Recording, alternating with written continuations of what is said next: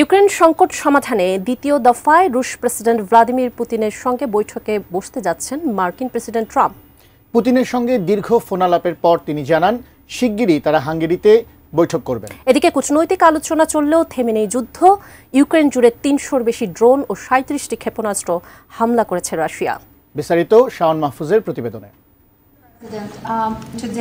গাজার পর এবার ইউক্রেন সংকট সমাধানের মিশনে নেমেছেন মার্কিন প্রেসিডেন্ট ট্রাম্প।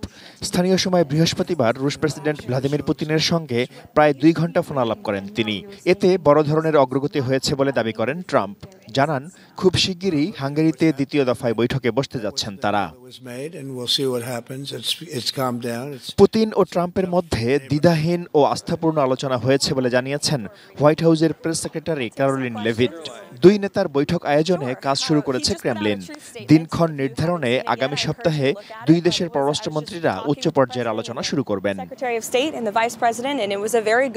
এর আগে গত আগস্টে আলাস্কায় বৈঠক করেন দুই নেতা। তবে ইউক্রেন যুদ্ধ বন্ধে ওই বৈঠকে কোনো অগ্রগতি হয়নি।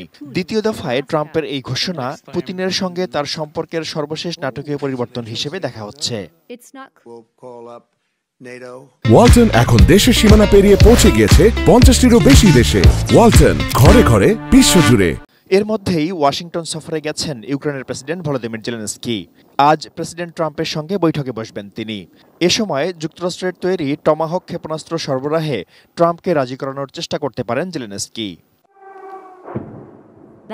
তবে কূটনৈতিক আলোচনা অব্যাহত থাকলেও থেমে নেই যুদ্ধ। গতরাতে সুমাই ও খার্কিভ সহ বিভিন্ন এলাকায় ৩০০-র বেশি ড্রোন ও ৩৭টি ক্ষেপণাস্ত্র হামলা চালিয়েছে রাশিয়া। ২৫০-র বেশি ড্রোন ও ৫টি ক্ষেপণাস্ত্র ভূপাতিত করা সম্ভব হলেও অন্তত ৫১টি লক্ষ্যবস্তুতে আঘাত এনেছে। রক্ষা পায়নি গ্যাস অবকাঠামো।